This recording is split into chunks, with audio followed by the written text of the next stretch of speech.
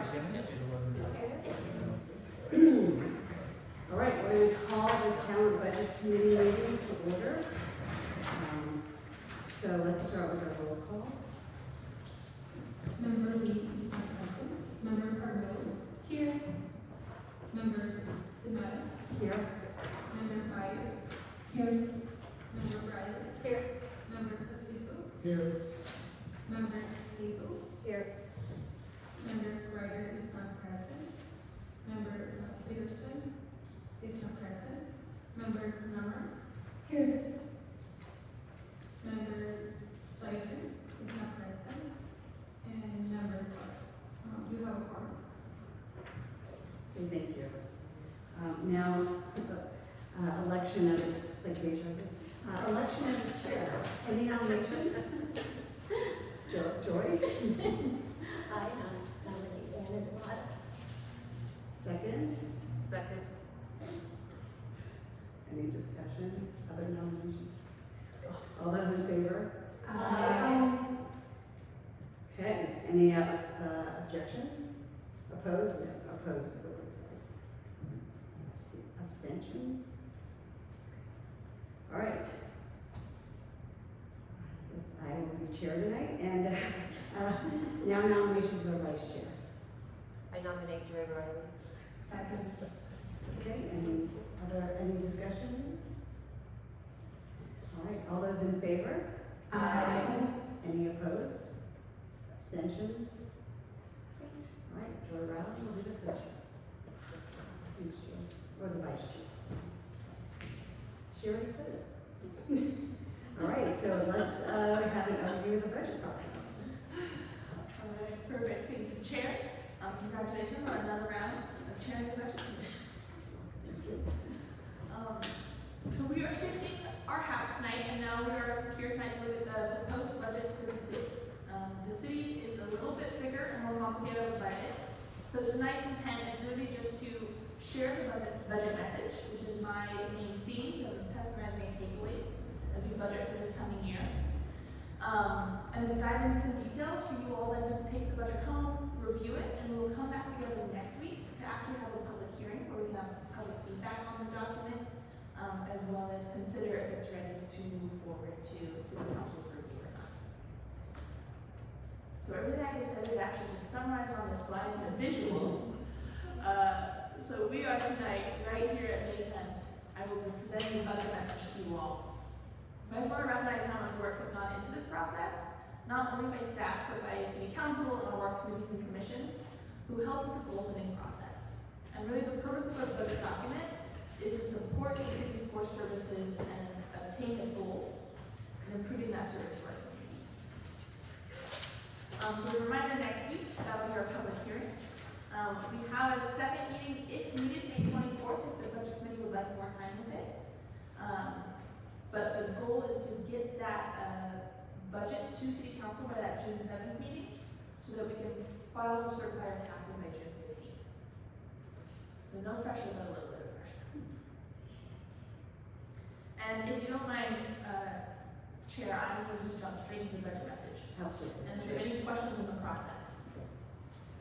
Okay, perfect. So for the budget message today, I'm just going to go over the context of where we are as a community right now, how the fiscal health of the city is, any significant changes to this budget compared to last year's, how it ties to our citywide goals, and then just highlight some challenges that we'll face, particularly when it comes to budgeting. As I'm reminded every day, a budget is an imperfect document, but it's our best guess at the moment in time and changes throughout the year. And so those challenges will help develop the budget throughout the whole fiscal year. So our context right now today is very different from our context last year. Approximately 75% of the properties that were impacted by the fire have filed for the building permit or filed for planning action. That is awesome. Last year this time it was just over 40%. With homes coming back up, we have community members coming back to town. This is a photo on the left of our amazing public arts committee from a Dia de los Muertos event last year. But we've been able to come back together as a community with the Harvest Festival, returning to in-person meetings. You know, we're at a space where our community is Luckily, oh, go ahead, please. I just didn't hear the first percentage you said is, what percentage of folks? You said last year was 40 and this year was what? It's about 75. 75. Luckily, gases is not high as it was at this time last year, but inflation remains high. And so the city continues to see increasing material costs and cost of living with our labor negotiations, as we all do in our daily lives right now. So we're in a place of much stronger community gathering, stronger hope, but it is, I'm back there. We're entering a new phase of rebuilding, right? So now the building permits that are coming into City Hall to be processed have slowed down significantly, and you'll see that represented in this budget through a shift in our revenues back towards what we were pre-fire. Before we jump into that, I want to share with you the overall fiscal health of the city. Overall, we're looking really good. Most of our funds have continued to have robust reserves, particularly our general fund, where we've received so many grant dollars for our fire recovery and COVID recovery that we've been able to offset costs and really grow that fund reserve. We're entering this year, a year where we're going to start drawing down on that reserve, particularly because some of the grant funds sitting in it have deadlines and they need to be spent by a certain horizon. So we're going to start approaching that horizon, so we'll start spending those funds. There are two funds that both Tessa and I are concerned about. That is our water fund, which does need fairly immediate attention. So you'll see line items addressed to look more closely at our water fund's financials. And then recognizing that our general fund, we should keep an eye on over these next few years, particularly as we start drawing down that fund balance to assess really our revenues meeting our expenses, and do we need to make shifts happen. So, oh yeah. Just to make sure, this is assuming that the new Tura plant does not go forward, right? Correct. This is, and just to let everyone know, urban renewal, if passed, would not go into effect until fiscal year 24-25. So this budget you see today would not be impacted if the urban renewal measure passed. So I just want to show you the water fund trends. And for those of you in the front row, we also have a printout of this if you don't want to hurt your necks, just so you know. So what you see in blue is what the beginning fund balance is. So fund balance is just a quick and easy measure of how healthy is a fund. Typically, you want to keep a certain number of months operating expense in reserve. Typically recommended for governments being 2 to 6 months worth.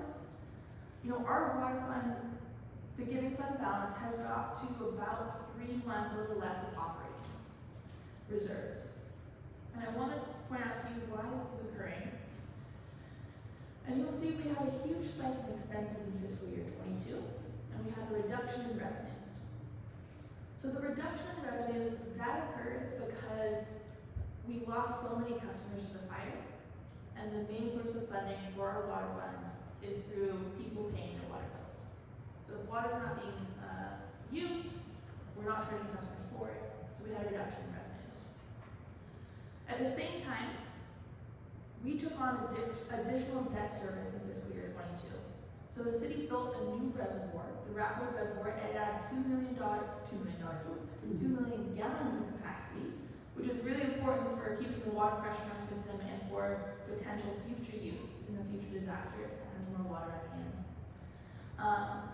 But we started paying an additional about $140 to $150K per year in debt service, and $140 to $150,000 per year. I'll point it out to you in the budget document. And that debt service was never accounted for in the water rates the city had. And so we're really at a time where our water rates were last recalculated back in 2019, but at a time that is very different from now. So since 2019, we have adopted a new master plan for our town Ashland Phoenix infrastructure. We have taken on $2 million in debt for that new reservoir. And we've increased costs, particularly in the materials we use. The cost of piping has gone up so much for water and for meters that we're seeing a 10 to 20% increase in our materials. So this year, we're going to have a line item in the budget for doing an actual rate model assessment of our water fund to propose to City Council some ways that we can bring this fund back to some fiscal health, back to a little more reserves. As you see, these next few years, our revenues are beginning to return, which is great. We expect them to keep going up as more people move back. And Tess and I were working on controlling expenses. This past year, we assessed how much time, staff members spend working on the water fund. And we're able to reassess to take some of that personnel cost out of the water fund, to be more accurate on what, employee time is actually distributed as. And we are not transferring any money out of the water fund into our capital fund. Right now, we're putting any, capital funds on hold for the water project unless they're needed or time sensitive for what they're doing. So that's just where we are with the water fund. General fund, I just wanted to just point out to you guys what you'll see in this budget. As you can see, our general fund, went up exponentially since the fire. And this is largely due to the grants that we received in fiscal year 22 and fiscal year 23. So the money we received in 22 shows up in 23, and the money we received in 23 will show up in 24. So those grants were our ARPA funds, also called COVID-19 relief money. That was 1.4 million. We currently have 1.2 million left. And this spike in expenses is shifting those funds into our capital projects to get some capital, particularly park projects done this coming year. The other major source of revenue here was $900,000, came from the state to stabilize our property taxes while we recover from the fire. And then we received close to $1 million to offset staff costs as we responded to the fire from the state. That specific grant is ending in June 30th, and so we will expect our revenue grants to decrease over the coming years as these large grants come to a close. So we expect to start spending down on this reserve starting in fiscal year 24-25. We'll start stepping back down to more normal levels. So you see here that expenses are significantly higher than revenues. Typically that's a high concern. You don't typically want that. You want them to be very close together so that A, we're not overcharging customers, but B, we're able to maintain services. The reason we're seeing this spike is because of that $1.2 million transfer. There is still a gap between the expenses and revenues, and that's what we want to keep an eye on in the next few years to make sure that we're staying sustainable. But at this time, I don't think we make any changes to what we're doing with the general fund. Okay, questions about the general fund before I just jump into revenue trends? So this next chart just shows you all what our revenues are looking like citywide. So I just want to point out what they are. The pink is water service, that is, providing water to customers who pay water rates. The brownish black is property taxes. The mustard mauve is federal state revenues, so state taxes and state grants. So that's, for example, you see this huge spike, that's the COVID money, that's the property tax stabilization money, that's where all of our major grants are coming from. Charges for service, license, permits, and fee is going to be your Dijon mustard color. That is really building permits is the primary goal of that. So as you see, we typically have about 300,000 permits in typical years. When the fire hit, that jumped up to about 1.1 million for the last 2 years. And then this year, it has fallen to about 637,000. And we expect that fall to continue into this next fiscal year 24. Charges for services, those are things that show up on your utility bill. So your park utility fee, your public safety fee, etc. And then franchise taxes are things like Spectrum, Recology, any large business that provides a franchise service to our community pays us a tax on the profits they earn from our locality. So things I want to point out, as you can see, water service took a dip from the fire, same with property taxes as was to be expected. Both are returning, not at the rate they would have been if the fire never happened, but they are increasing, which is great. Go ahead. Well, I know my property taxes when I finally was able to pay it was way more than it was pre-fire. So is that similar to other properties? So we may not be, there may not be as many properties, but the cost is going. So what comes back to town hopefully is a little bit higher. That's what we're hoping. That's what we expected. And all the new builds is such a, this new build is supposed to be valued at a much higher rate. What we're finding, and this is the typical, this is why you start investing young so that you start accruing money in an elliptical scale, is that we lost $90 million in property value the day of the fire. And so we could have assumed that that 90 million would have been gaining 3 to 4% per year in assessed value.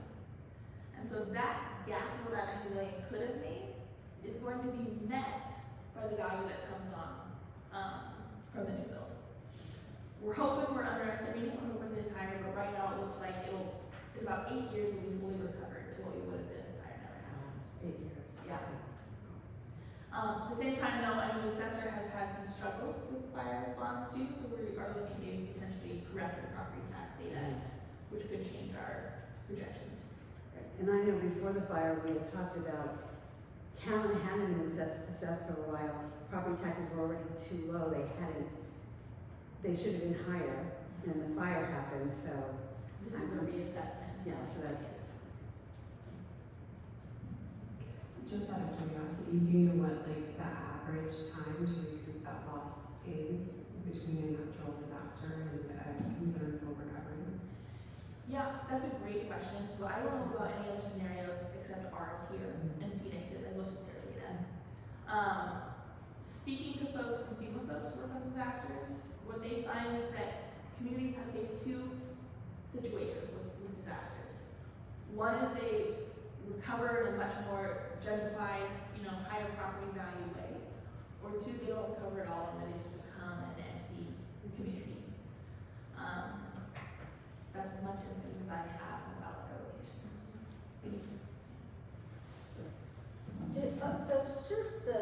The blue line, charges for services, is that other than the ones that come on the water bill?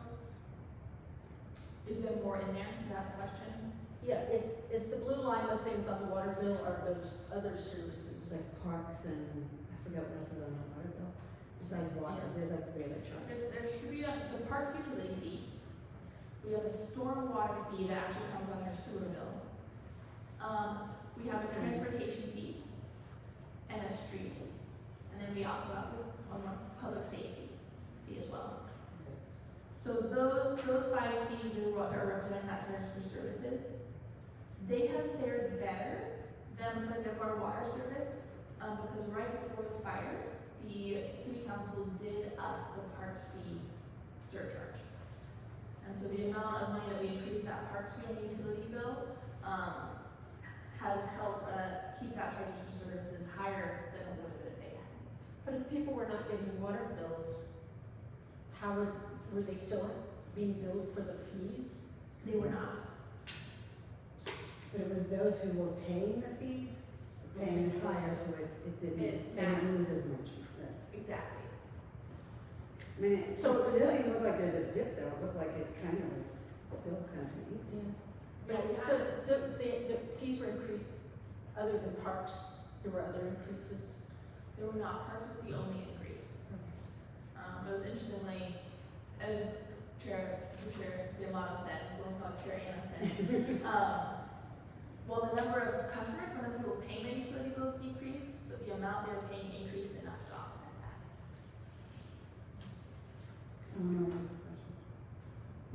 Yeah, I'm just looking at the property tax graph. If I remember correctly, it was right around, it might have been 2020, or the year before that, the city started to take the, tax increment funding from the previous, urban renewal. So there was a bump. It was a bump, yes, And we I- got 60,000 more than we would have. How much more? I believe it was 60,000 that first year. Only 60,000. It might have been 160, definitely had 60 then. Yeah, I was guessing it's gonna be like 200,000. No, the order was not bad. Okay, I'm just wondering if that was, like, maybe, if it was that year, the same year, it was kind of those two, the up and the down, kind of cancel each other out, where we see a smoother curve and not more of a dip, for the fire. It's hard to know. Yeah, it may have. And I will show, it looks, property taxes is always a year behind. And so the reason property taxes increased immediately after the fire is these property taxes represent the taxes people paid prior to the fire. So we're seeing a delayed dip.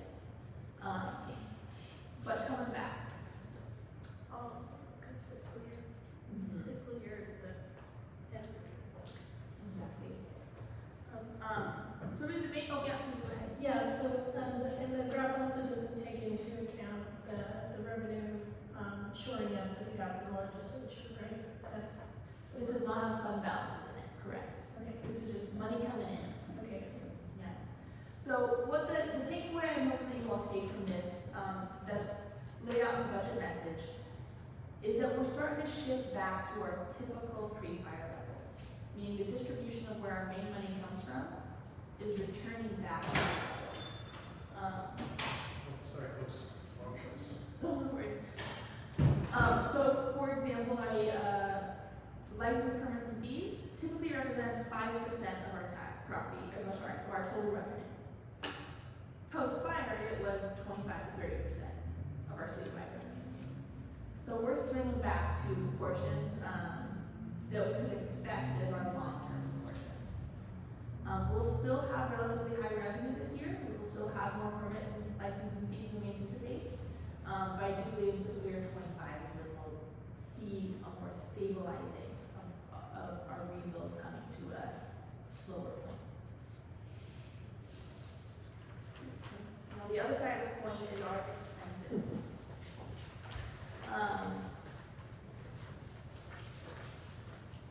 So, big things to note on expenses is that personal services has taken a big jump and so has material and supplies.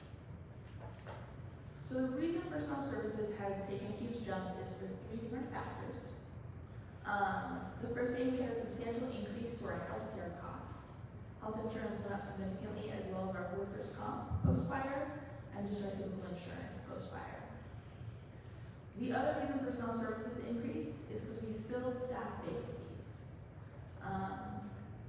Since the fire, we've been carrying 3 to 4 police officer vacancies. Those are now completely filled, and so that has made our personnel services budget look much larger than it has in previous years. Returning to our police to be fully staffed, we're now providing 24-hour coverage to our community again.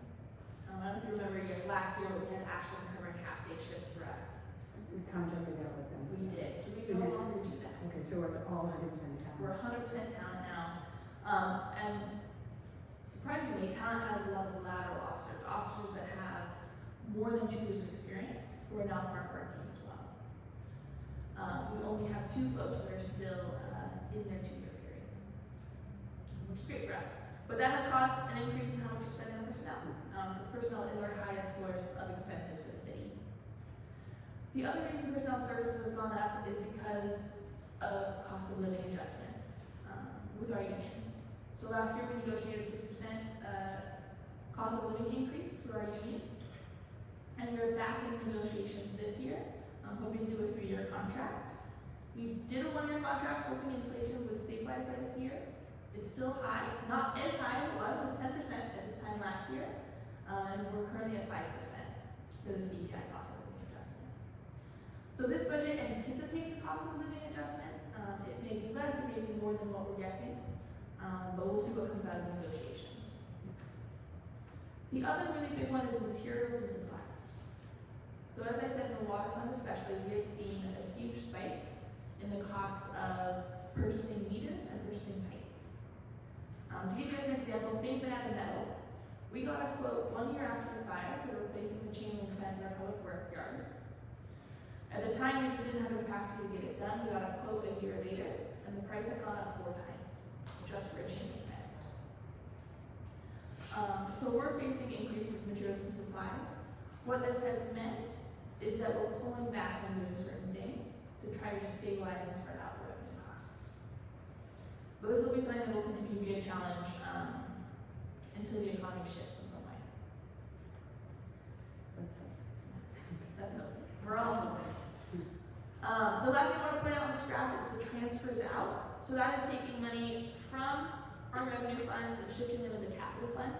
The reason we're seeing the spike is because of that transfer of that ARPA money, of that 1.2 million ARPA money. And just so you guys know the difference between capital outlay and capital fund. So the capital outlay is typically things that are less than $5,000 with a useful life of 1 year. So they typically buy a computer, buy a laptop computer, doing small things like that. Capital projects are anything that's greater than $5,000 or bigger than a year's worth of time, like new tennis courts. Any questions on expenses? Okay, perfect. Well, let's jump into the more exciting part of our budget, which is how does our budget support us obtaining our goals as a community? So the city council has named, last year they named 6 goal areas, this year we added 7 of what we want our focus to be on as we work to recover from the fire. And that is affordable housing, community safety, sustainability, transportation, community engagement, and economic development. And the 7th category is a strong foundation.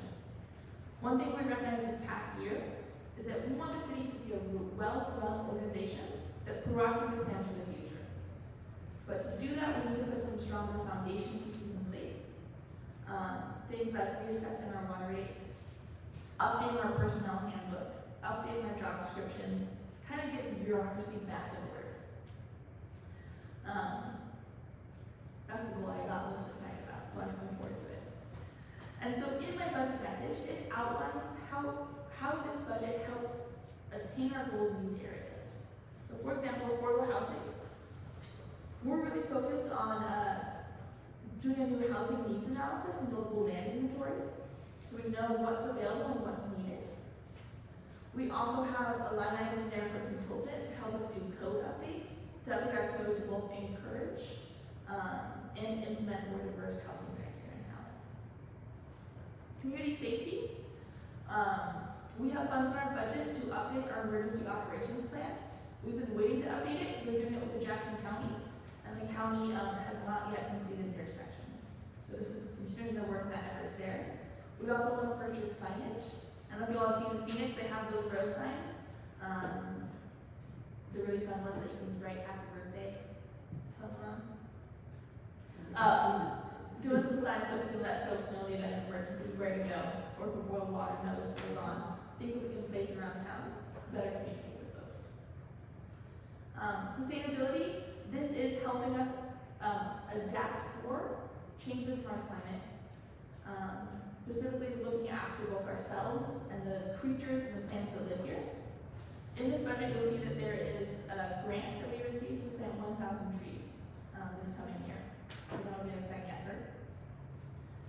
Transportation, community engagement, economic development, I have to admit my brain just turned off about 20 seconds ago, and so I'm going to point you all to the budget message in the packet to read later to understand what specific line items are helping address these goals. They'll come back to me in a few slides too, I'm sure. So the final part of my budget message is really what challenges are we facing if we move forward with this budget. One of them is when we recognize we do need to pass a supplemental budget prior to June 30th of this year. In part because personal expenses are slightly higher than we anticipated. We want to make sure we stay within our budget. Within that one, and 2, we found a whoopsie Excel error that is a big enough change that we do want to pass supplemental budget to fix that Excel error and bring our fund balances back to what they more accurately are. Other challenges we face this coming year is that urban renewal district. If we do adopt a new urban renewal district as a community, just planning ahead for future budgets of how that will impact us and how we will adjust things now so we're ready for the future. And then right now we are in labor negotiations. And so that could impact the outcome of this budget. If it does end up being more than anticipated, we will go for a supplemental budget to adjust before the end of the fiscal year.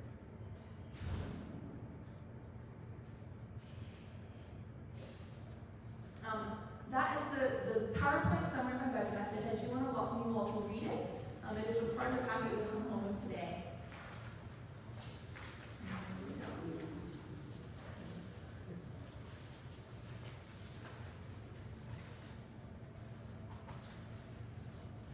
And I will say, I'm happy just to keep segueing straight into the budget review part.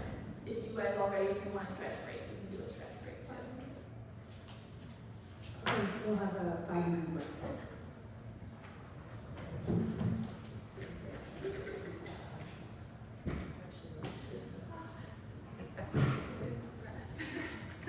I feel bad, I was tired, but it was not. Listen, I like to sleep through those last 3 goals. You know how my own life is in front of me? Right? You did. Okay, sorry.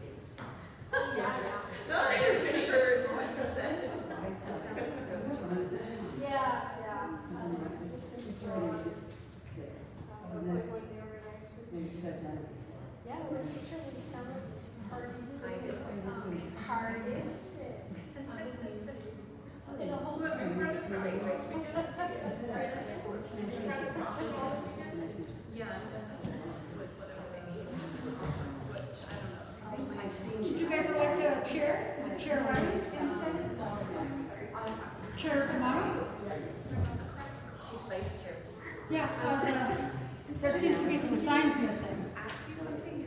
Oh, Because I forgot who you were for a second, and, you know, I needed to sign it. In charge of vice, it seems to me. I was starting about the meeting at 7:30, because I told Heather, I said, yeah, let's go join and get some dinner. So that's why I felt bad. Yeah, when you guys were saying, It's it's not until next week, I'm like, Huh? yeah. Yeah. Do they? Yeah, and, she just went home. Huh? Heather just went home. Okay, good, pressure is off. Yeah, oh, totally. And, Yeah. Oh, no, no, it's definitely good. Yeah, this is, we're just, So, we should get, okay, that's what we're not, everything else is fine. catering on what? It's good to find them, but that's the one. Stop there.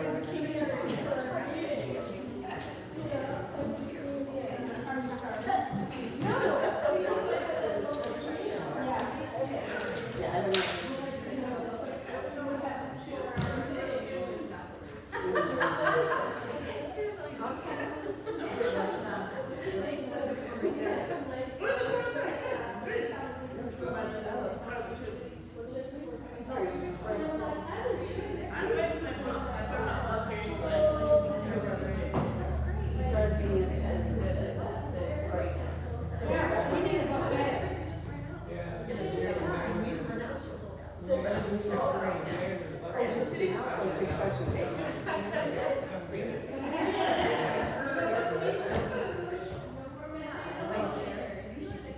That's how you do things, right there. You guys should try to get that in the budget. we started, you know, I almost wondered if this was. I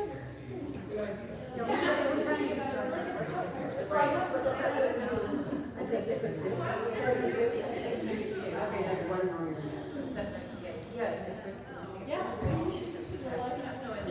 Oh, I was like, no, Ashley, that's not it.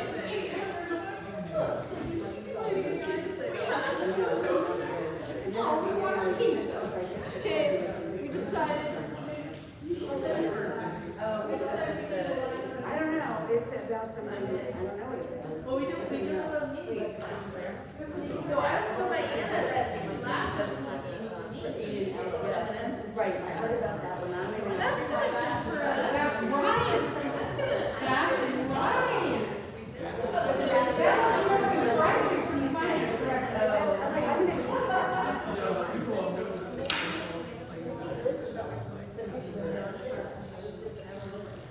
Yeah. But yes, it's not what they wanted. Yeah. Okay, I think we.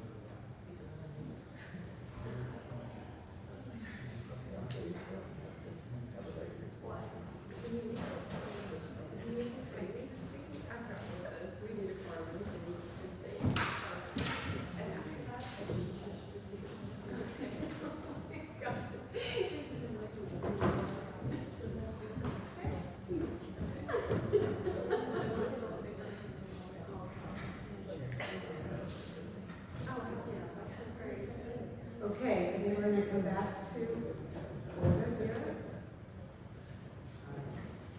Okay, so we'll move on with, and to the budget, we'll continue the budget review. Continue with your presentation. Perfect, thank you, Chair. So that present committee was the summer budget message. And tonight you will head home with the actual budget document itself to take a look at. So I wanted to walk through certain sections of that budget document just to highlight some specific areas, that you may notice over the week as you, review the document.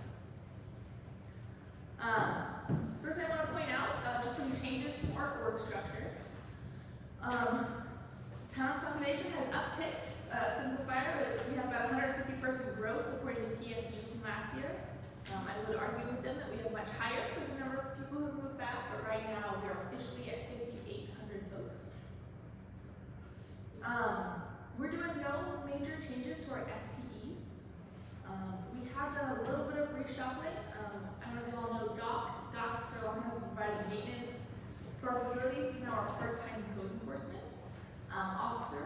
So we have now an opening in public works that we will be filling. Besides that, it should look very similar to last year's. I'm going to do a quick budget summary overview for you guys. This will be the first part of that budget that you packet that you have. And there's one thing I want to point out. If you will turn page in your packet, pardon me here.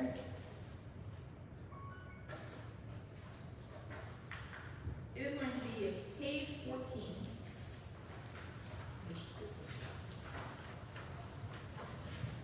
In the budget. In the budget itself, yeah. The budget. And you should have a budget summary by fund that's on the slide behind you guys. So this is where I want to point out the Excel error that I mentioned during the budget message. That is going to necessitate a supplemental budget. So what you all see right here is on this chart it shows that our water utility had a budget in fiscal year 22-23 of $2,055,351. This is the corrected budget adjustment that we will be proposing to council for a supplemental budget. The adopted budget was $3,009,102. And that asterisk at the bottom of the page explains why that difference occurred.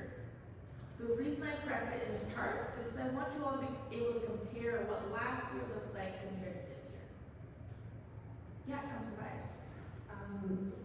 In my ignorance, but saying the adopted budget has a utility budget, do you mean of income or expense?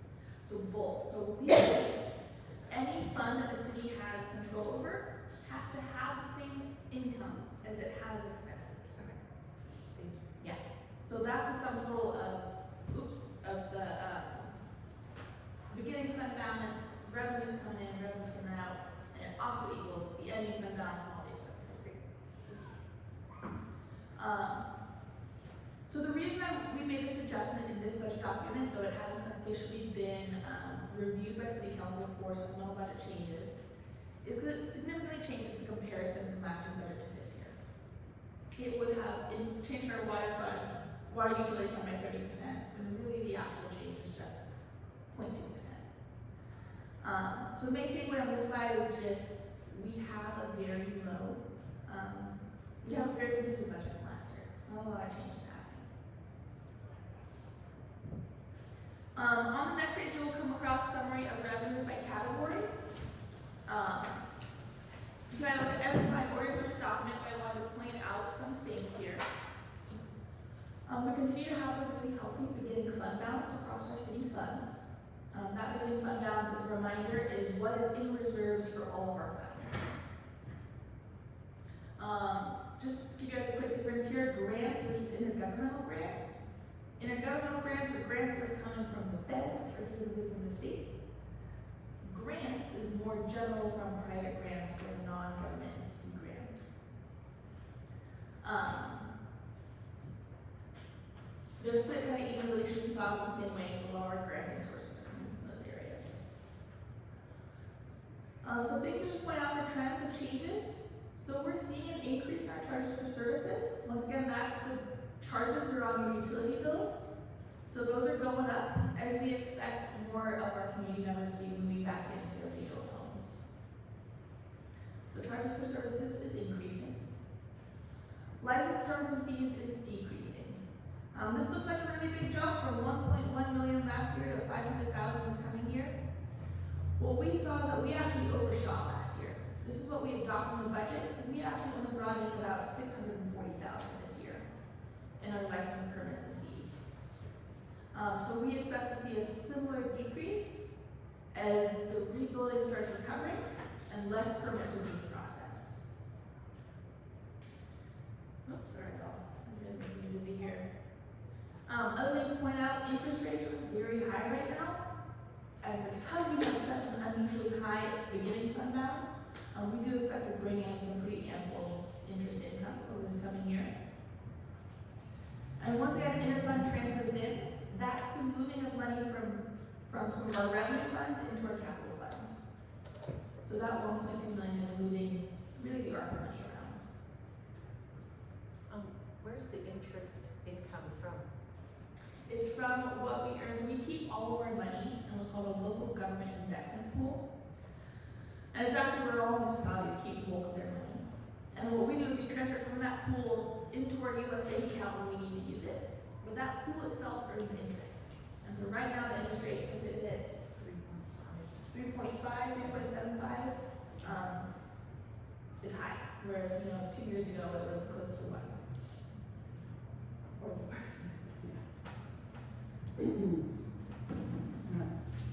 Joy.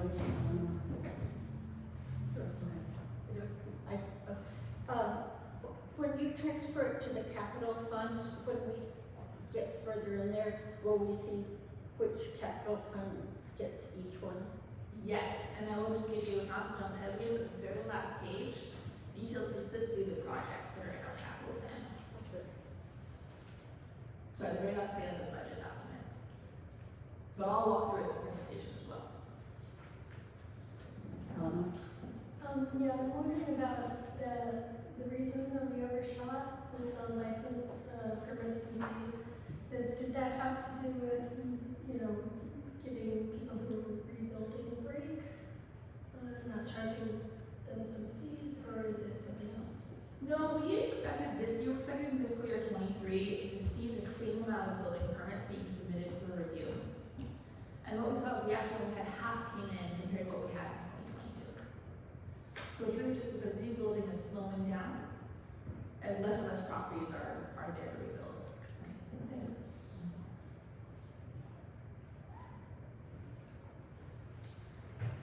All right, moving to the chart that shows the summary of the expenditures across the whole city.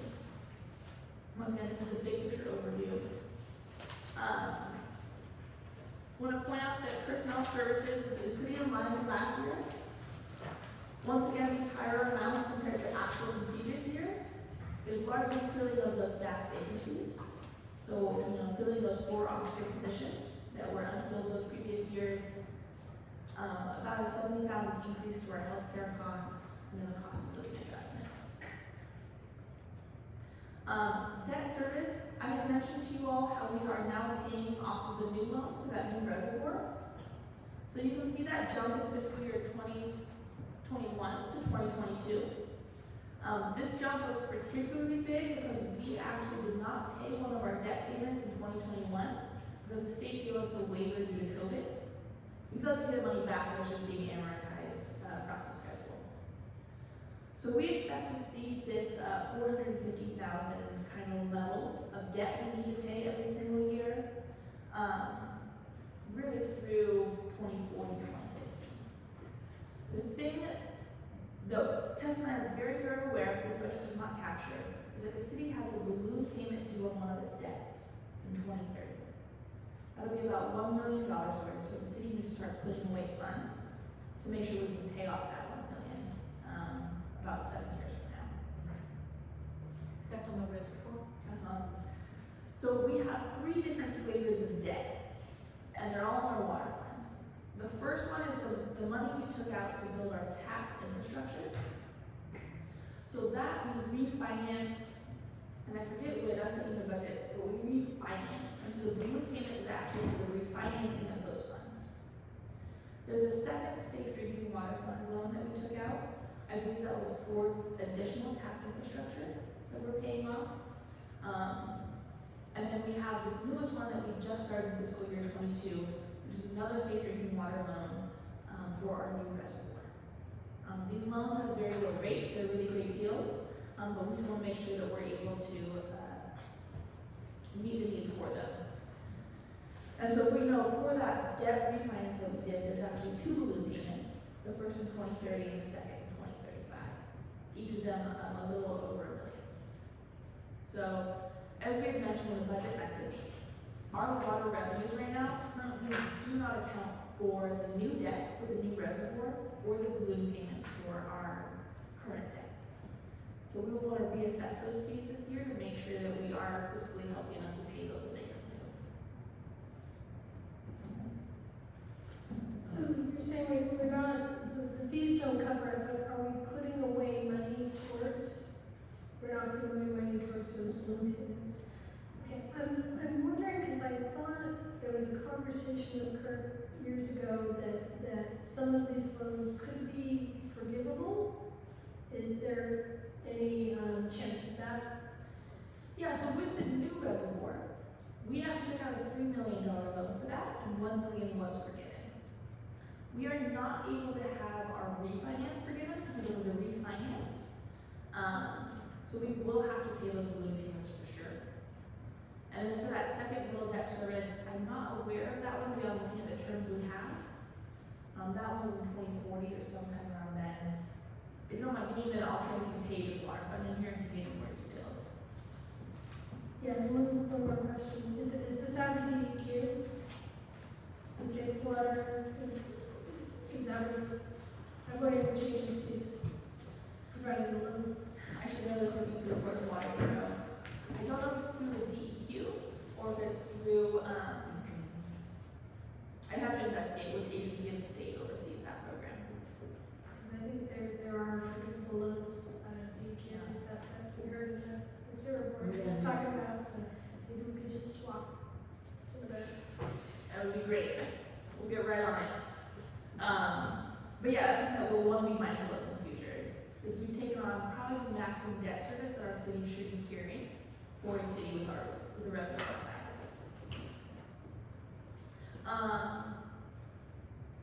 And then just to show you how it works, so you saw the transfers in with the revenues, about $1.267 million that was into our capital fund. For expenses, you see it being transferred out of the funds, and that's how we balance the budget. Question. Yeah. So, and the transfer is coming from, the interfund is coming from where? So it comes, our general fund, parks fund, street fund, and water fund. Those are all funds that raise revenues, or collect revenues, I should say. And we transfer money out of those funds into our capital fund, as the capital fund is used to pay for projects. Of course. Okay, so the next budget piece that you'll find in your packet is an overview or beginning fund balances. So once again, a fund balance is a really quick and easy way to check for fiscal health. Typically recommended to carry 2 to 6 months worth of operating expenses within your funds. I just want to point out our general fund is way above our normal trends. That is, as we discussed, due to those really large grants that the city received the past 2 years. CIP fund is at a consistently healthy level. It's not having any major dips. Particularly given that we finished that West Valley View reprofile, we were able to get additional grant money for the West Valley View Road profile project. We spent less money, and so our actual capital fund reserves are much healthier than we anticipated, which is great. We got about 500,000 more grants than we expected. SCC funds. SCCs are what we charge developers, or people who are building something new that is tagging on to our infrastructure. We had a really high SCC payments come in because of that 72-unit apartment for Renaissance Flats. So we actually had a much higher revenue this past year with SCC, which is why we see that increase in the beginning fund balance for this year. Street fund is primarily paid through state taxes and what's on your utility bill. It's doing good, it's staying consistent at a healthy level. Our parks fund is as well.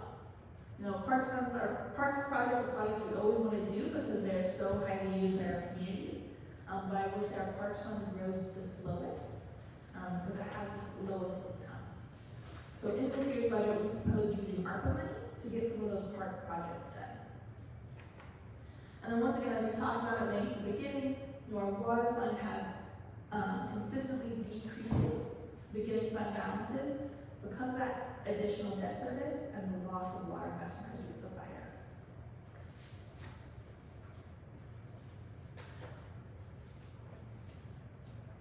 Okay. That was just looking at the budget as an overview, and I'm going to dive now into separate individual funds. Do you want to go through some detail, or do you want me to, I want to do a check-in on how everyone's feeling before I go in. We're in it, Joy? I thought there was a city council meeting at 7:30. There is, but I admittedly forgot to notice city council that there was a meeting at 7:30. And so technically, the meeting, we got a person who may not have quorum, and it's okay if we go longer to it. I can reschedule that meeting to next week, if need be. We have a quorum. Oh, we do? Okay. Well, I'm gonna do just some really big highlights for you guys to take home with you as we look through this week. I won't take as long as I've taken. Take up for it. General fund, you'll see the same patterns that we discussed of a reduction in our license permits and fees and a reduction in our grants, really as those grants come to an end. You'll see in personnel services an increase in certain funds. This increase is coming from that redistribution of staff time as opposed to adding new staff.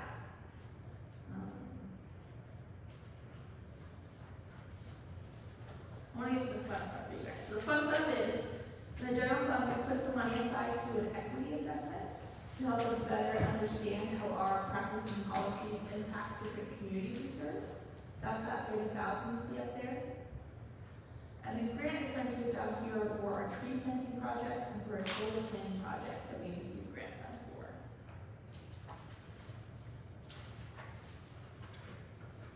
You're going to see in the community development budget pretty high dollar value in business consulting services. And that's because there's a lot we want to do now that we're at a point where we can start reassessing where we are post-fire. So this is the housing needs analysis, the economic opportunities analysis, global land inventory, and doing code updates. And in blue there is the building inspection services, just showing that we pay the county to do all of our building inspections. So as we have less permits, we'll be paying them less because they're doing less inspections. Police department, I just want to point out we're going to have a bump in our safety equipment requests this year because our police are required to purchase new computers. These are computers they use in their vehicle to process 911 calls. Our computers are no longer compatible with the 911 system we have. And that business consulting is for our emergency operations plan update. So the recorder will be consistent. Just as a reminder, we have put funds in council discretionary. This is for council to choose throughout the year. We have asked committees and commissions to come up with budget requests that we'll read before council when they go to review the budget for them to determine how they want to distribute some of, if any, of their funds with other committees and commissions. Question, Yeah.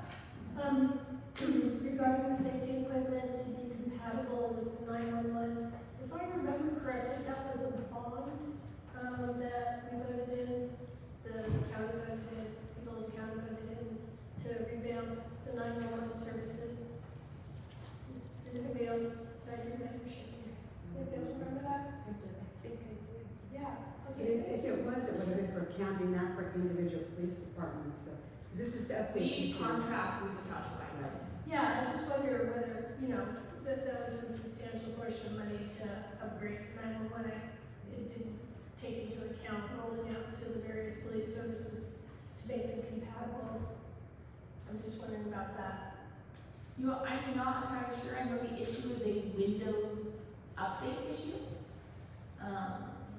That our computers do not support the Windows version that is required for your 911 calls now. Okay. We're talking to them, they have reduced our rate that we pay them every year for our contract, in part to help us offset the cost of having to buy computers. Okay, thanks. Yeah.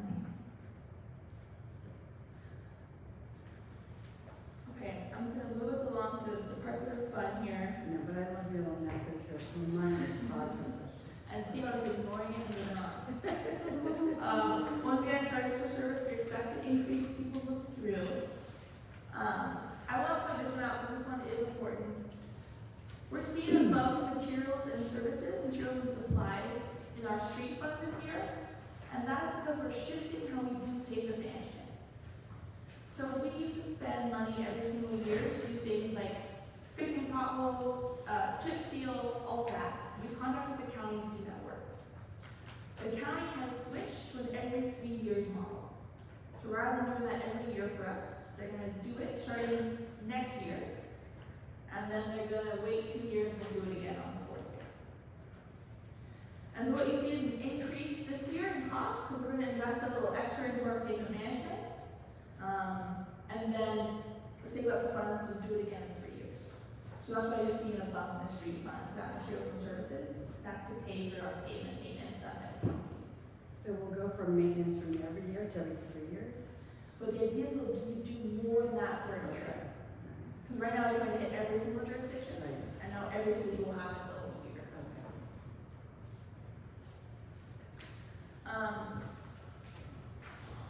Water fund is the one that, I'm hitting it for this card tonight, just a reminder, it's in the orange on the slide, the beginning fund balance, that's where that error occurred. That this beginning fund balance was overestimated by about 980,000 or so. Things notice charges for service, water customers are returning, so we're expecting an increase in our service charges. We're still getting some grants from FEMA to pay us back for some of our testing that we did post-fire. Personnel services has significantly decreased. Once again, that's the redistribution of staff time. For example, we used to charge someone 10 nights time to the water fund. We looked at our time cards and realized we weren't spending that much time working in this fund, so let's get our salaries out of there. We mentioned how materials and supplies are going up substantially. You'll see that reflected in this budget. And then the debt service that we're now paying that for debt payment. So our fund balance right now is gonna be about 300 and change. At the end of this year is what's anticipated. I've got 3 months worth of operating expenses, but the water fund is in charge of a lot of major infrastructure. And so we really wanna start bringing that fund balance up over the next few years. And I wanna get to Joy's question, because that was the most fun question, is where does all that capital money go? So I want to show you guys how to read the very last page of your budget worksheet, or of your, budget worksheet. Because we're doing capital projects a little different this year. So the city adopted a new capital improvement plan this past year, and so this budget is shifting us into that new capital plan. So on your very last page, you'll see a first column for project number. These are the numbers that we'll use throughout the life of these projects to make sure we're tracking correctly, and these match to our capital plan. You will see a start year. This is the year that our capital plan recommends we start saving money for the project. You see what the estimated cost of the projects were in our CIP plan. And then I want to point out what we did to change from our past plan to our new plan. So when we shift money from our other funds into our capital fund, they still retain their flavor. For example, if we move money from the street funds into the capital fund, it can only be used for street projects. Same thing with parks. We take money from the parks fund, we put it into the capital fund, we can only use that money for the park project. So what Tess and I did is we rolled up all those different flavors of money and put them in what we call a project reserve. So we had already saved up $402,000 for parks capital projects. And then what we're doing is called an inter-fund transfer, so just moving around with the same piggy bank to assign them to those projects that are being recommended that we fund for our CIP plan. Inter-fund transfers, that's money coming from other funds. So you see here, we're recommending putting $440,000 in for our skate park resurfacing and $385,000 in for our tennis court relocation. Those are coming from the general fund from the ARPA money that's currently hanging out over there. Expenditures, this is the way you can tell what projects do we actually plan tablet to show you in the expenditures column. So doing some Lincoln Green Park improvements, resurfacing our skate park, moving our tennis courts, and these are for putting some benches and some picnic tables in the new Footprints Cafe park. It also spells this all out in words at that little summary before the capital fund. So this is not your only chance to absorb this information. And so I will give you the quick summary here though in action as well. So the capital projects that we're hoping to accomplish this year are Lincoln Green Park improvements, tennis and pickleball courts, resurfacing the skate park, putting some benches in it for Footprints Cafe Park. Those are all of our parks focus this year. We're also going to complete a water line relocation and tap infrastructure. These are projects that are currently already in process with our water funds. We want to finish those out. City Hall is in need of a new boiler. It has come to its end of life, and we are now currently very full at City Hall. And then I want to touch on vehicles. So in fiscal year 23, the city set aside out $150,000 for vehicles. We did not spend all that money, so we're going to carry over that money into the next fiscal year and add a little bit to it. Because what we're trying to do is we're trying to get on a fleet replacement schedule. So one of the first things Tessa did when she joined us is she started actually inventorying our equipment and creating a schedule to gauge when we're going to need to replace things.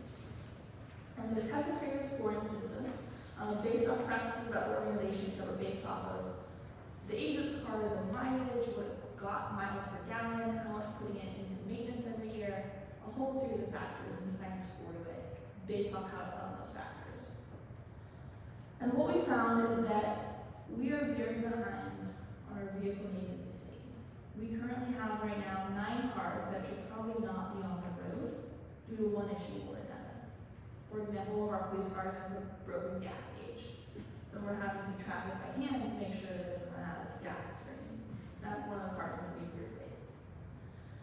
And so we want to start doing investments every single year to get us back up to a more healthy and predictable schedule of needing to replace vehicles. A town like us, we typically can get used vehicles from other cities, which is great. They usually fall in the yellow category when we get them. What we found with COVID is that cities are holding on to their vehicles for longer. So we will at some point need to choose to purchase a new vehicle. And so it's a question of, are we ready to start getting on top of our vehicle replacement schedule? My recommendation would be to have cash on hand now.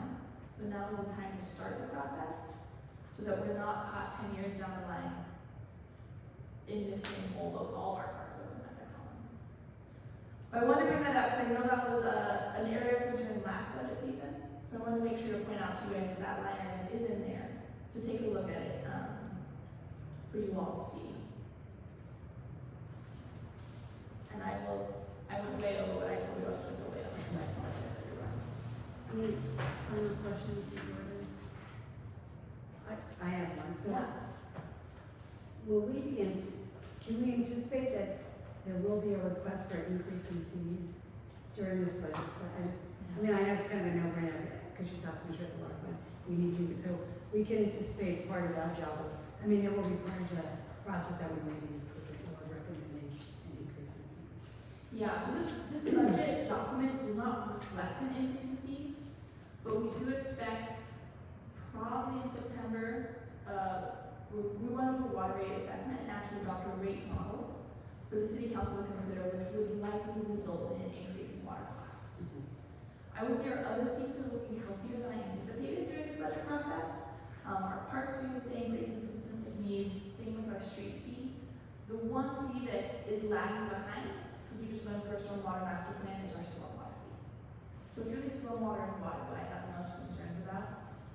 And the plan for building up